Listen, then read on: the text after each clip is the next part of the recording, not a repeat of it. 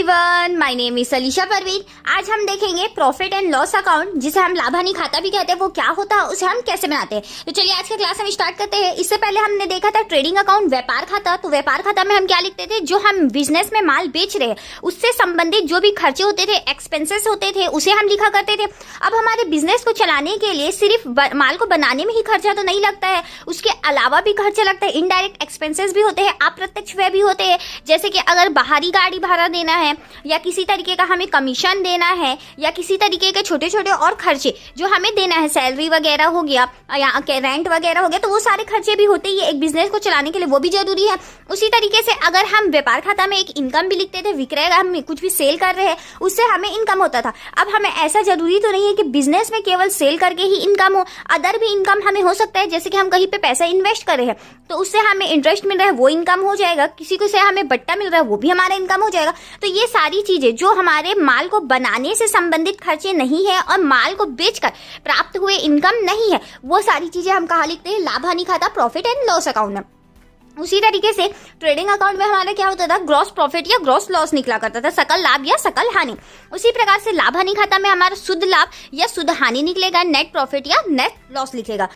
लाभ हानि खाता बनाने से हमें क्या प्रॉफिट होता है, क्या हमारा लाभ होता है या उपयोगिता। खाता बनाने से हमें नेट प्रॉफिट या नेट लॉस का पता चल जाता है। यह हमें लाभ हानि खाता बनाकर आयकर का निर्धारण करने में भी उपयोगिता होता है। कर्मचारियों का वेतन देने के लिए, बोनस देने के लिए, ये सारी चीजें होती है जो हमारी काफी फायदेमंद होती है।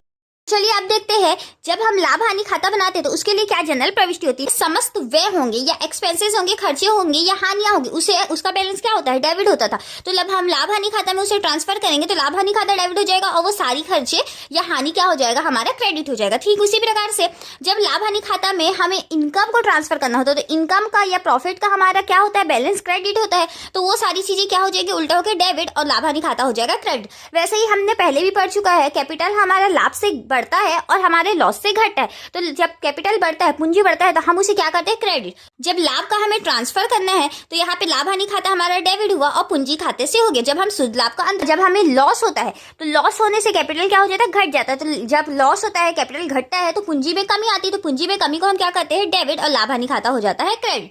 उसी प्रकार से इसका लाभ हानि खाते का फॉर्मेट देखिए।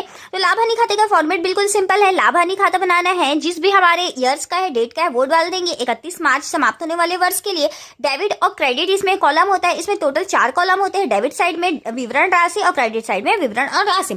जितने भी हमारे खर्चे वाले होंगे वो डेबिट साइड में आ जाएंगे, क्योंकि हमारा क्या हुआ था, लाभ हानि खाता उससे डेबिट हुआ था और हमारे जितने खर्चे थे, एक्सपेंसेस है, वो हो गए थे क्रेडिट। और जितने इनकम वाले होंगे वो हमारे आ जाएंगे क्रेडिट साइड में।